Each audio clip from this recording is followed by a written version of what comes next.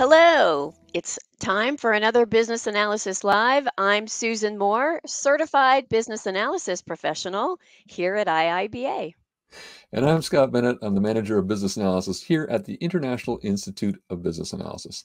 Today is a special day because, Susan, you are freshly certified with your CBAP. Congratulations. Thank you so much. It was a year in the making, but I'm finally glad that I got it, and so I'm proudly displaying it in my headline today. I'll figure out how to get it on the wall behind me soon. We'll have to get you one of these posters. Yeah, yeah, exactly. Yeah. No, that's fantastic news. It's certainly a great accomplishment for you in your career. It's a challenging exercise to prepare for and to go through. So I'm really proud that you've done that, Susan. That's great. Yeah, thank you so much. Like I say, we talk about this frequently here, especially when we see folks in our LinkedIn comments who also proudly display their certifications. We know it is a commitment in time and resources, time away from family. I always quote Emily Midgley, who said it's a lifestyle for a period of time getting ready for any of these certifications. So get out there and do it. I mean, it teaches you a lot about what you don't know. So it's not necessarily about the certification itself, but it can help you build confidence and help you to fill in those gaps of things that you may not know about our profession. Yeah, yeah, that's awesome. So congratulations again. Well done. Thank you. Yeah. We are live today, and our topic is what is strategy analysis? Susan and I, when we're planning this session, we have an expert that is joining us today. So please help us welcome Laura Paton. Hello, Laura. Hi. Thank you for Hello, joining Laura. us. Hello. Nice to join you. Thank you for having me. Yeah, it's great to see you again. And, Laura, you know quite a bit about strategy analysis, both as a past BABOK Guide chair, but also you've got a LinkedIn Learning video about this. So you were the perfect person to ask about strategy Thank analysis, quite frankly. you. Yeah, excited to do it. Yeah. So Laura, give us a little bit of your background for the viewers that are with us today, can understand where you're coming from. Yeah, just a career business analyst, been at this for decades. I always tell people I've been doing business analysis before we even named it as a profession, because I've been working projects since I got out of college. I had a computer science background and kind of jumped into the space as a developer. Didn't really like that, wanted to do more. At that time, the career path wasn't defined. I went into project management. I liked it, but I didn't want to be a taskmaster per se. We weren't doing agile back then, right? I wanted to do more. I wanted to know why. I wanted to talk to the business. So then, we had those PMBA hybrid roles for many years, right? And I really had that love for just focusing on working with stakeholders, defining the problem and getting those requirements. So, hence my career was born. And then, of course, I was heavily involved with IIBA for many years, helping us get that profession, identified in the career paths and our certifications and all of that. So I spent 10 plus years in the standards development space, getting the word out, and then of course coach, mentor, trainer, all of that. So yeah, that's wonderful. Here it is. And Laura, coming to present day, you're coming to us in a very unique environment. Can you tell? Yes. And, I'll bring up Barb Karkenord. If you follow her on LinkedIn and, see the great work she does in the space and with IIBA, she calls herself the nomad business analyst. I think she's outside of North America. I'm in North America, but this just is a testament to what you can do with business analysis. So I'm a nomad, I travel, but hey, we still have technology and we can stay engaged. I still teach on the road and write and do all that fun stuff. So it's business analysis from anywhere. From anywhere, yes, Yeah. exactly. Yeah. What a great profession. Yeah. So, yes, well, thank you for joining us today. So we are live. If you're participating live, please ask your questions. We will get to those as we go through and talk about strategy analysis. And if you're watching us as a recording or listening as a podcast, you can also reach out to us at live@iiba.org for questions, or put your comments in, and we can certainly respond to those that way. So let's dive into strategy analysis. So let's talk about that, Laura. What is strategy analysis? Well, I could be short and say that it is one of the 6 knowledge areas in the Bayback Guide. That doesn't really help people who haven't explored that publication yet. I can even say it's chapter 6, right, as you're putting on the screen. But if you really want to know, how to talk about it or what is the work, the way I explain it in my courses is to say that it is that the work that we do up front. To dive in and to really understand, why are we pursuing change within our business? So it's establishing the understanding of what is the business need, what's our current environment. When we do a change, that change is going to happen in the current environment. We call it the current state. So making sure we engage our stakeholders, collaborate, make sure we define the business need, and then understand some elements of the current state. Because whatever changes we make it into the current state, and then there's subsequent tasks that go along with that. But the one thing I'll say is it establishes the foundation for all other business analysis work that we do in business analysis. Yeah, and I thought at one point this was named differently in a previous version of the BABOK. So when you were the chair and going through version 3, it was previously labeled something else, wasn't it? Enterprise analysis. Enterprise Yes. analysis. Yes. Okay. Which, when we moved from version 2 to version 3, that was a great chapter because it started to get us to think about business analysis outside of projects, right? We're talking enterprise. But one of the tidbits of BABOK 3 is we took feedback all over the world. We really wanted a global standard. So we were soliciting that input, working with hundreds of people. And some of the feedback was, well, don't focus so much on where it's happening, but what is happening, what kind of analysis. So that name just made sense because we're analyzing strategy. So we changed it to strategy analysis. So focus on what, not like where it's happening. Okay. I think that strategy analysis, just that word strategy, makes this sound a little like it might be outside the scope of what the average business analyst does. Now, I'm playing devil's advocate here Yeah, sure. for a moment, because I feel like so many folks within our profession are more used to already having had somebody do this work, and then hand it down to us. So maybe let's talk about why a business analysis professional should be involved in strategy analysis and in all of that upfront work.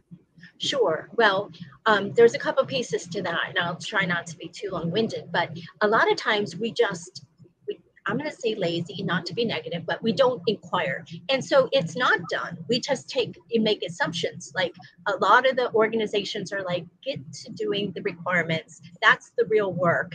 And if we're doing an IT project, go build code. That's a real productivity, right? But that's the wrong approach, right? We don't want to just jump in and start building. We need to know why and what our objectives are and where we're going. That's why strategy analysis is so important, because we get those answers. Now, it's okay if other people are doing strategy analysis and they produce the things we need to then build the solution from it. Because we always say you don't need to have the job title of business analyst, right? So if your business relationship manager or your sponsor or other organizational leaders are doing business analysis and producing what needs to be done to build that solution from it, that's cool. Business analysis, again, is for more than people that have the job title. But a lot of times I see that's not the case. And so we just jump in and start doing those requirements, deliverables, and documents. But we don't understand what prompted the change, what are the objectives, what problem or opportunity are we trying to address, all of that, which we answer through strategy analysis. In terms of doing this type of work, I'm assuming, Laura, that this is probably someone that's got a lot of experience that's doing this, working with executives versus someone who's maybe a couple of years into their career. Is that the right assumption? It is the right assumption. And even if you look at the certification track with IIBA, that certificate, the entry-level certificate or ECBA, strategy analysis isn't even a knowledge area that's covered, because we know when we built the ECBA, as well as practitioners, is we would never take somebody just new to the profession, whether they're coming out of school or moving from different part of their their business into it to work at that level, because you need, and I would even question at a CCBA level. I mean, it is possible if you have a lot of business experience, but I really think it's an area of focus for our 5+ year CBAP, extended, really superior. And it is, because it is daunting to work with executives and be able to articulate and drive conversations at that level. And you are going to be doing things like analyzing different approaches to how we resolve a business situation. And sometimes, people just give you a solution and want you to run with it. And you have to feel comfortable saying, well, let's step back, let's understand the driving, why do you want to do that? And then questioning. And you have to have the skill set to be able to work with leaders, right, and not be condescending, but feel comfortable to say, there's a purpose for my thought process or madness, to get us there. We want to have the right business needs identified and the right objectives identified before we start building. Scott, I also didn't realize until I was going through some of the ECBA materials, strategy analysis was not part of what's included in that ECBA. Yeah. But Laura, I think that you bring up something really important. So we talk about what's in the Babcock guide for strategy analysis, but then really the who is doing it and the skills that it requires, I think is a whole other kind of conversation as well. Because to your point, this is probably not something that you're going to do if you are new to the profession, Right, or maybe even just a couple of years in. You are probably either somebody that is more senior in their career, if you have a title that's like business analyst, or potentially you don't have that title at all, but you are a domain expert, a subject matter expert in this area who brings that skill set. So let's talk about some of the skills that are involved in strategy analysis. Right. Well, again, being able to work at that level of your organization, being able to understand that the work that you're doing is actually making sure that the change that this change initiative that is being pursued is going to align with strategy. So being able to know where to find that information and seek out the people in the upper level of the org chart who have that information. Facilitation is key, because you don't want to be fumbling to bring these people that tend to be at the higher salary level. Their time is valuable. They go to a lot of meetings as it is. So when you get their time and a place on their schedule, you want to be efficient, make the most of the time, and have good probing questions to get the information kind of in and out, right? And then using a whole assortment of techniques and being able to pull information, elicit and analyze and put together. The end output of strategy analysis gets produced in the fourth and final task that we talk about, which is defining a change strategy, which is really, this business need, how are we going to address it? What are the different strategy options we have? So you're using research skills, your analytical skills to pull all this important information together, facilitation, and your writing skills, because you're going to put a proposal together about option A, B, or C, and pros and cons, and then make a pitch. And so the idea is we want to get funded. We want to be able to acquire the money to go make this change happen. Right. Or maybe your analysis, this is real important, maybe your analysis says there's no value in doing this change. And then the skill set is you have to take that message back. And again, you need to be strong, convinced in your skill set that you've done it right and you really feel passionate. It's not worth the company spending money to do this. And maybe this executive's like, we're going to do this, right? So picking your words carefully and saying, hey, this is what am I missing, right? Picking the right words. My analysis is saying this. Have I missed something? And they're going to have an aha moment. Hopefully say, hey, this is super. You've saved us money. Or going down the path of making a big investment, making a mistake. Right. Yeah. And some of those techniques, doing strategic analysis, are different than I think what you'd use on a project. So for example, the business model canvas, this is a topic that Susan and I are going to be covering in the fall. Nice. The business model canvas is a unique technique that helps you understand the organization or maybe a division.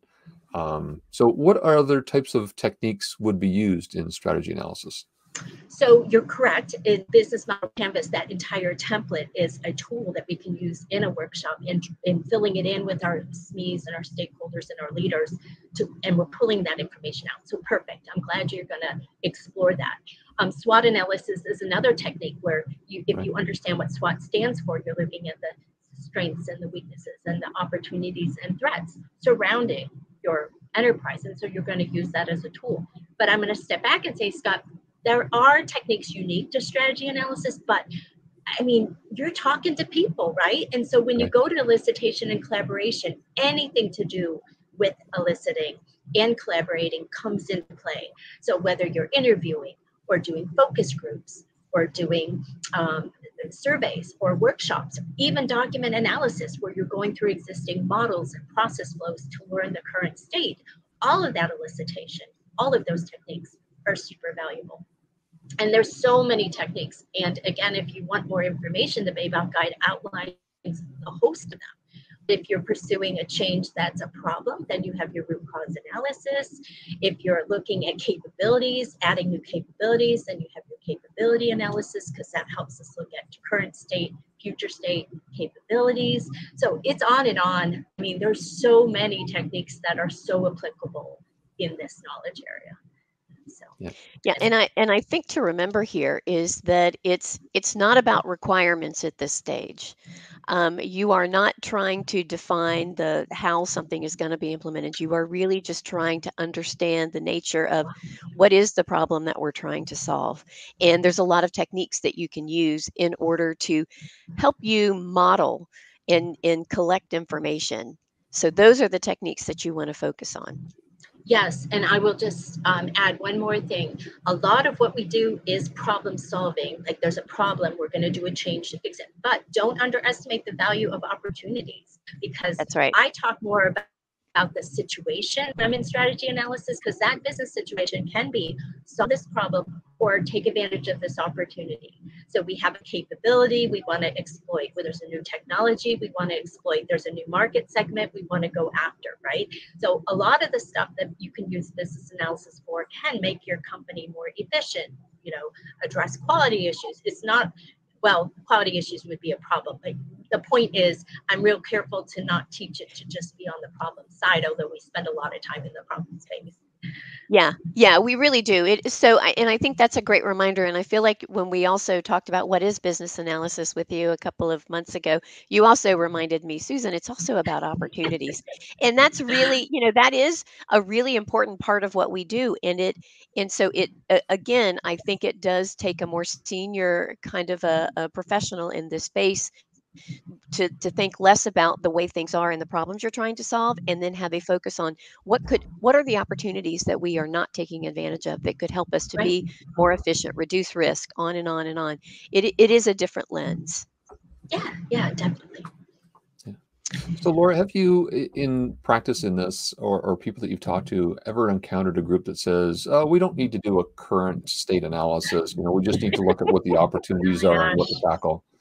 Yeah, I put that under the category of running with scissors. I just like that phrase, because that chaotic, like, go get the code built, go start writing requirements, give me that functional requirement spec, get your user stories in Jira, whatever it is. But that's wrong. Like the analogy I use in the classroom is, would you go buy a piece of land and start constructing your house tomorrow if you bought the land today? I mean, that's silly, right? There's so much that has to go into building the foundation, doing the research, the analysis, setbacks, on and on, right? So taking that into our space, why would you go build a solution before you've stepped back and done all that stuff up front?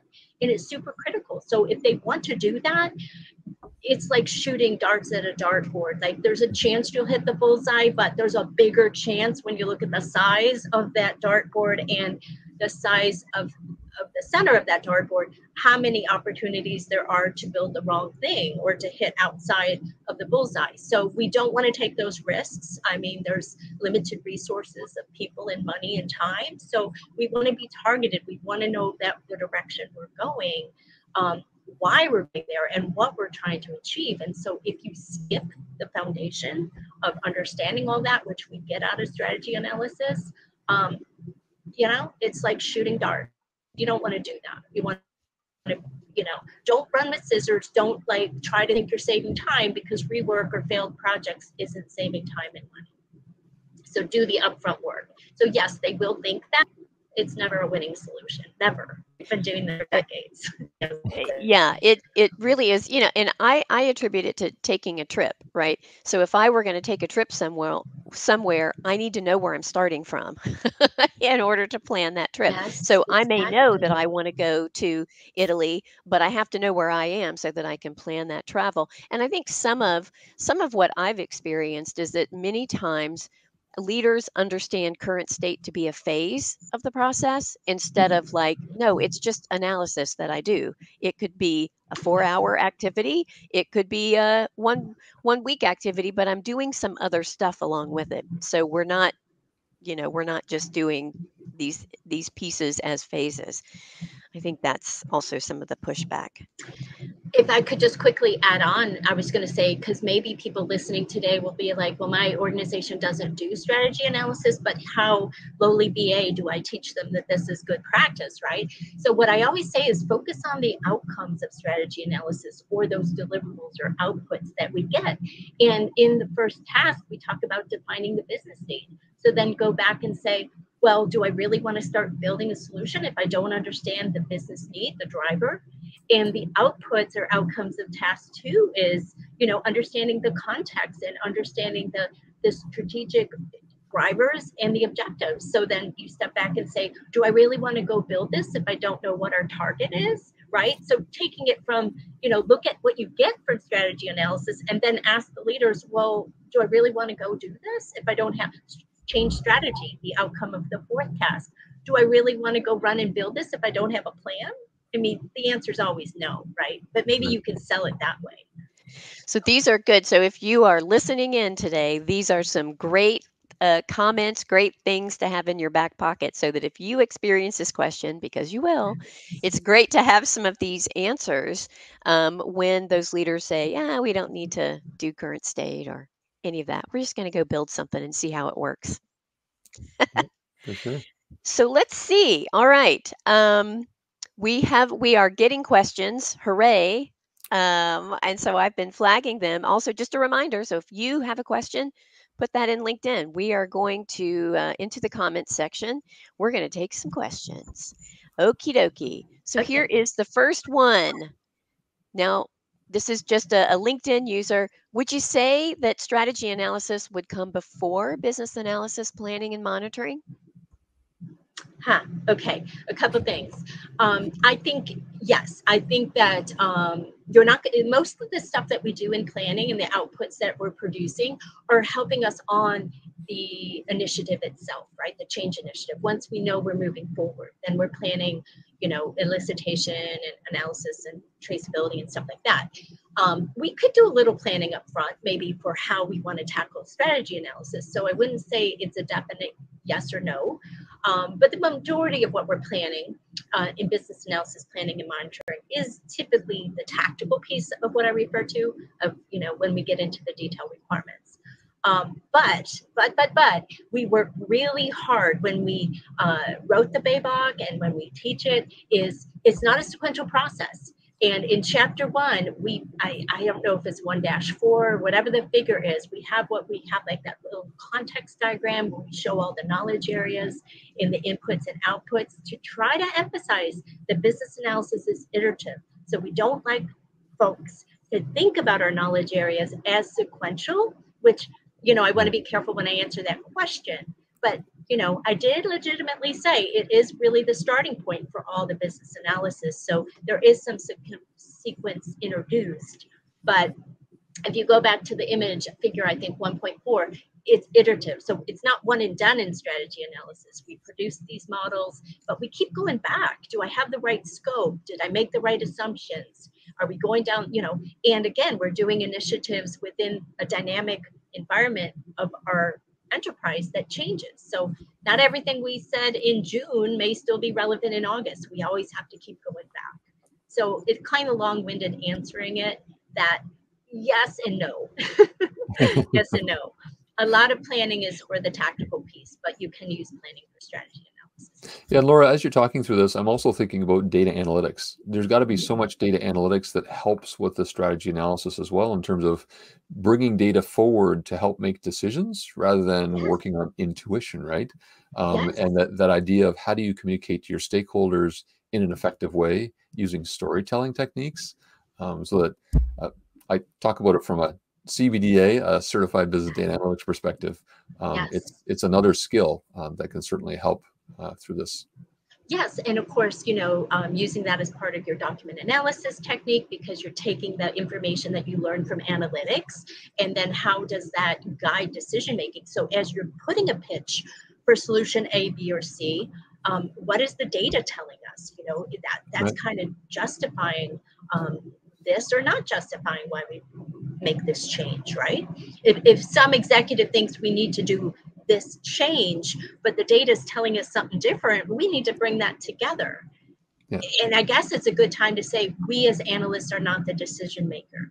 We just bring the information, we do the analysis, and we serve it up.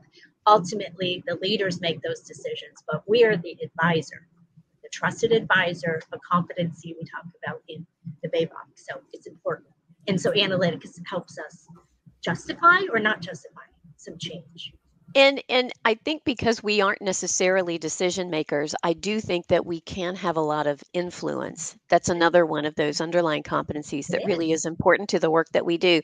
So, you know, even though you may not be able to make a final decision based on what that business case is that you've created, um, you can certainly help to influence the way that that decision is made, through whether it's through the relationships that you have, or how you are putting together, or frankly how you're communicating this information or not communicating this information.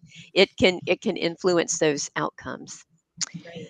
Let's see. Alrighty, we have another question here. So again, this is about, so is this more analysis to produce strategy or analysis of strategy? And so this is where I think that that word strategy analysis gets a little confusing, because it sounds like something that it's not. Yes, we're not producing the strategy. I'll answer that. So it's not A, it's B. And what we're doing is, we all work with organization or enterprise within a business. I'll just say that we all work within a business, and maybe we get invited to an all hands, or we're all filtered into this conference call where the CEO or CFO is telling us about the strategy, the 3-year plan, the 5-year plan, what we did last year, and how we trending towards the vision, right? So we're taking that information, and then we're getting engaged with our leaders who tell us, hey, to implement my strategy, I need A, B, and C to happen, right? How do we implement strategy? Well, most of the time we do it through projects or programs, or new processes, or operational changes. But that's where the business analyst or analysis comes into play, is to execute on strategy. Then we have to analyze the strategy to know how to deliver that. So what are the changes that need to happen across the enterprise to help that leader achieve the strategy, right? So Well said. whatever your enterprise, so we attend those sessions, we learn, and then we continue to collaborate at that level to understand, well, what's most important, what should we tackle first, what's high. And again, let's not let out the value. Discussion is super important. So the VA is constantly, of all these ideas we want to do, this one is highly valuable, because look what we can achieve based on this budget, resource. So that's a piece of it. Yeah, that's a Good great. question. I Yeah, love that question. yeah, that is a good question. All right, so we've got another one here. Um, Seems strategy analysis, this may be more of a comment, is the missing link or phase in the last mile of analytics for some data projects. So maybe this was inspired by your CBDA. Here's how I'm interpreting this question. So my husband is a data engineer, and very often it's just, here, go analyze this data and tell me something. But Mhm. what he often says to his stakeholders is, let's take a step back. What is it? What is it that you're trying to understand about this cohort of data that you're looking at? And so I almost wonder if this question isn't like strategy analysis as part of data projects.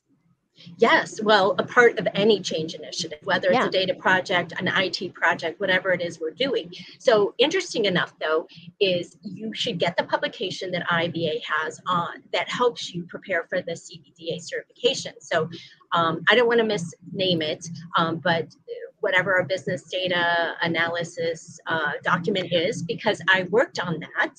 Is it And Achieving More with Data? Is it that one or is it something No, different? it's the guide no, for business data analytics. Oh, the thank you. guide to, okay.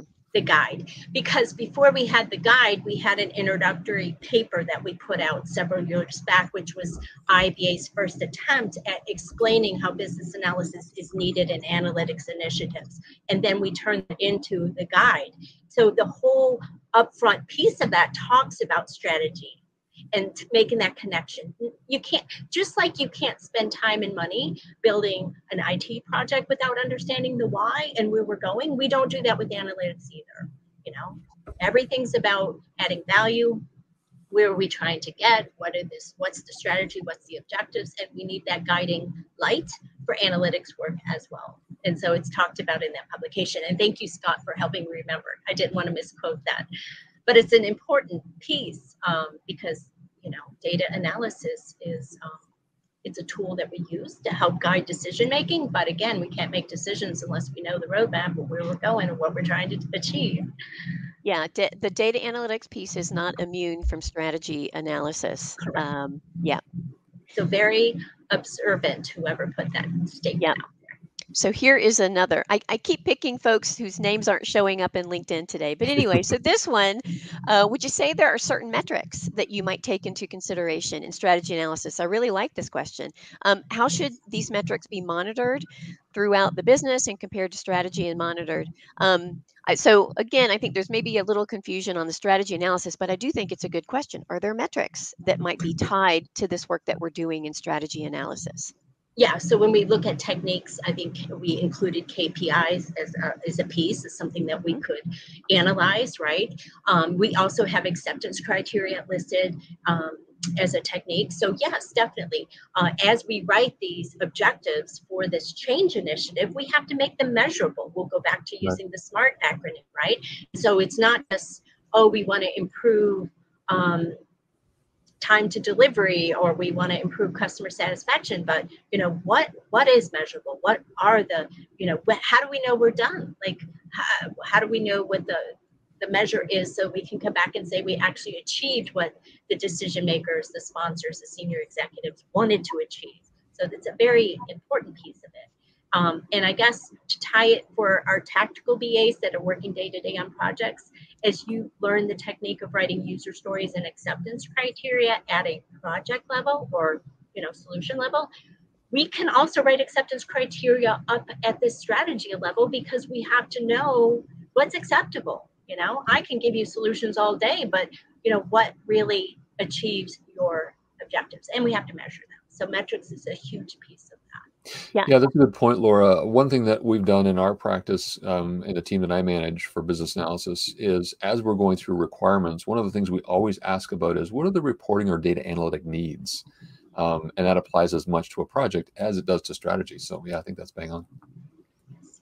And I mean, I really think that's, you know, because even though I think it's a great question because even though we are thinking about some state that doesn't currently exist yet, there are one measures that we can start to create to understand if it is the right place for us to be, and that we can define those things at that time, and they can live on in other phases of that project if we choose to implement it. Yeah, So and if we don't do those measures here, when we start to go 3, 4, 5 months down the road and the team is building and we start prototyping or, you know, we start to have a partial solution, we need to come back, right? The iterative nature and say, well, look we're doing this, but we're not even close to achieving these objectives. You know, we Right. needed to do X, Y, Z, and we're only getting this, you know, depending on what problem or And as I'm thinking about, communicating the importance of strategy analysis to leaders, it seems to me that this could be a really critical point that you want to make is that we could be defining the business objectives, the KPIs, and the measures of success. That's one of the reasons why we need to do this because that'll be an outcome. So Again, put that one in your back pocket. That could be a good one. Yes.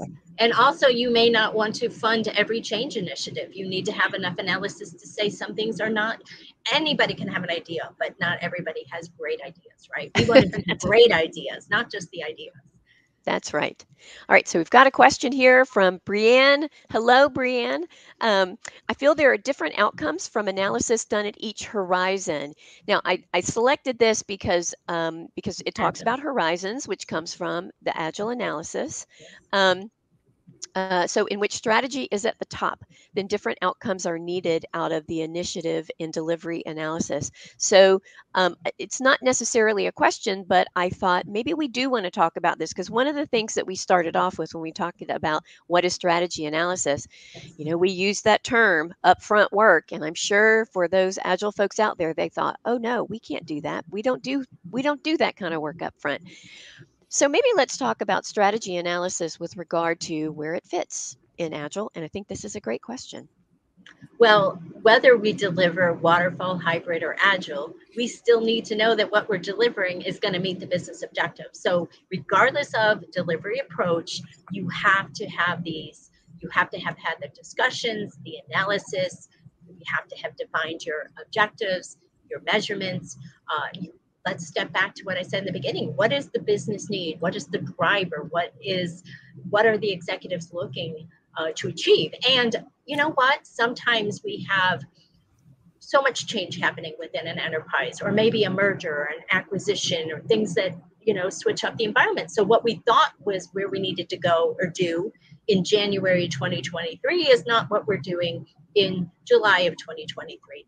And let's just use COVID as an example. All the projects in the queue prior to COVID looked very differently from a value proposition once we were in the thick of COVID, right? So coming back and doing that analysis, and has the strategy changed? Oh my gosh, it has. We just need to keep the lights on and work remotely. That's the most important thing now, not, and then projects and, all of that. So things change. And so going back to your question, yes, it's needed regardless of delivery approach. It is happening, not at the delivery level, but it again, what I said earlier, it creates the foundation which all the other business analysis is based on as we get into the tactical, the detailed space. As you talked about that example, Laura, about COVID, it made me think about, we understand that we have to keep doing strategy analysis. Yes. Are there certain type of events or triggers that would sort of stop everyone dead in their tracks and say, hey, we need to pause and we need to redo this again? Or is it sort of one of those annual planning type of things, or maybe it's every 2 years? Well, maybe with AI, we can get an email someday and say, hey, today, Susan, go back and look at your strategy analysis because, it's time. But unfortunately, or fortunately, right now, business analysis is both an art and a science. So there are things in our gut that says we need to step back. Now, COVID was the wake-up call. Yes, we need to go back, but things will be a lot less subtle, I guess, not subtle. So your gut is, okay, I'm building this new call center system, or I'm purchasing this. Oh, guess what? I went to this town hall and just heard that we're acquiring this other company. Maybe I should step back and say, well, what do they use in their call center? Maybe they have, oh, guess what? As I did my analysis, they just went down and did this project 2 years ago and invested heavily in a platform for call center support. And now I don't need to do my project because guess what? We've acquired this company. We have that capability that we didn't have 6 months ago. So, Okay.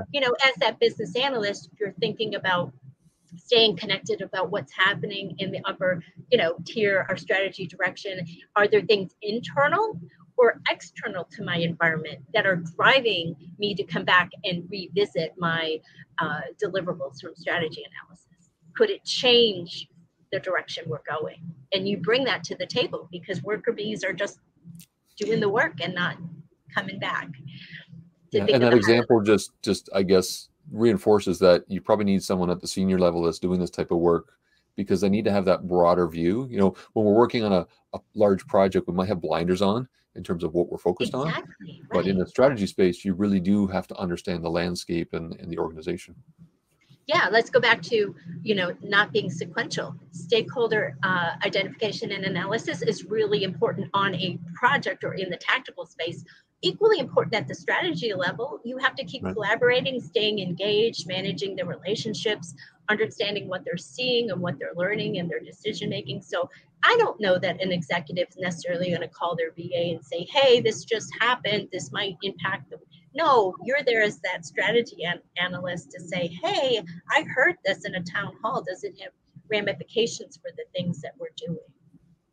And bringing that up and asking. Yeah, I mean, I love this because, you know, to me, it makes the case for why there should be some folks with business analysis skills that are part of the business as well, because they may be hearing more of this than folks that are embedded in technology who are more project focused. So having someone with business analysis skills, or several folks, you can listen out for these things that may impact other initiatives that are either in progress or that are being considered. So knowing something about the demand or the ideas that are going through your organization so that you can add on this information, I think that really makes those business analysis professionals really essential to the work that Absolutely. we do. Absolutely. You got it. Yeah. So this is one of my. So this is again, you know, one of the questions that when we talked about today was, you know, what do you think people misunderstand about strategy analysis? And I think we have nailed it today. We have sort of answered that question because we've had a lot of good questions today. By the way, I just wanted to offer up one more item. This is from Politito. She passed her CBAP last week, so Nice. congratulations. Also, boy, oh boy, you've got an MBA and your master's in business analytics. So fantastic. What a skill set. Congratulations. Wonderful. I Congratulations. Yeah. know. What a skill set. All right. Well, it has been another great conversation today with you, Laura. We're always so happy when you are able to join us because you are Thank just a you. font of knowledge. I feel like sometime we need to do a broadcast on just Babcock behind the scenes Oh because I my feel like gosh, you, that would be so much right? fun. So much fun. So Enlightening. we probably just have 10 seconds for this, but I just want to say a little tidbit for behind the scenes. Strategy analysis is not the first knowledge area I talked about in BABOK, and that was intentional. So Mm. packed it in the middle because we want to get you subliminally not thinking sequential process. So just a little tidbit of why these decisions are made. There's a lot to that. So Oh, that would be intriguing to do. Scott's going to share the link. That I opened up a class for strategy analysis that's 100% aligned to BABOK Guide on LinkedIn Learning. So it should be free to anybody that wants to know more. And please get your hands on the BABOK because it's packed full of what we talked about today.